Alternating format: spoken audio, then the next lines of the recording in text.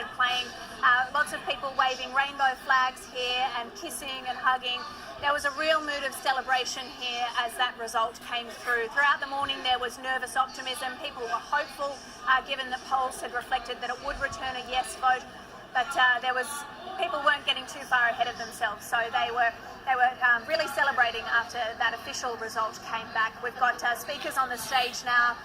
Magda Szubanski, Ian Thorpe, Christine Forster, really prominent people from the Yes campaign have been here today to mark this event. Jo, we are looking at some pictures as you speak to us, and it does look like a very large crowd indeed. What do you estimate, without being an official surveyor of the numbers, what do you estimate to be the size of crowd that's turned out there where you are?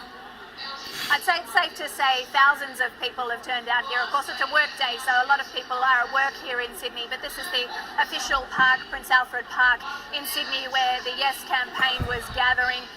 And yes, I'd say it's safe to say that thousands of people are here, as well as lots of dogs. This is a dog park, and lots of dogs with their rainbow scarves have also turned out here. So yeah, thousands of people all celebrating now, but now looking ahead to that what will be put before Parliament to make same-sex marriage officially legal in Australia. And clearly by their turnout they had, I presume, anticipated being on the winning side of the ledger with these statistics. But you mentioned, Jo, that there was a little bit of nervousness in the lead up to the announcement.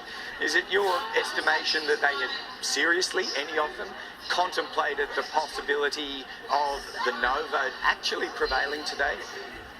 Absolutely. There was thought that could prevail today. Nobody was getting too far ahead of themselves. There was the nervous optimism, but absolutely there was every chance that the no vote could get through.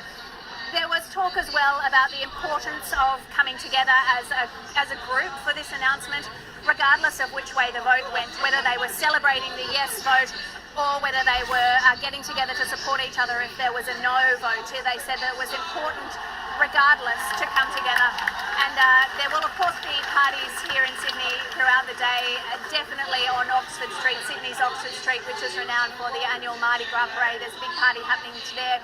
I think the celebrations will continue long into the day. And as that roar goes up in the crowd behind you, Joanna Nicholson, we're going to leave you at this point and quite possibly return to the park where you are in Sydney for more coverage. You will no doubt speak to people there to gauge the mood further. But in the interests of balance, we also are going to a function involving the no vote now, and we have our reporter Jade McMillan covering a gathering where supporters of traditional marriage have gathered. And Jade, if you're with us now, we've seen some euphoria with Joanna Nicholson. We will pause because the Prime Minister's stepping up here in Canberra. Let's go to him now. Have spoken in their millions, and they have voted overwhelmingly yes for marriage equality. They voted yes for fairness. They voted yes for commitment. They voted yes for love. And now it is up to us here in the Parliament of Australia to get on with it, to get on with the job the Australian people have tasked us to do and get this done this year before Christmas. That must be our commitment. We ask the Australian people for their view. This was an unprecedented exercise in democracy. A voluntary survey, a voluntary postal survey in which 80% participated, and over 61%, 61.6% have said yes. That is an overwhelming participation rate and an overwhelming yes vote. Now, I know that many people, a minority obviously, voted no. But we are a fair nation. There is nothing more Australian than a fair go. There is nothing more Australian than equality and mutual respect. And everyone has had their say. That's what we pledged at the last election. Many people stood in our way.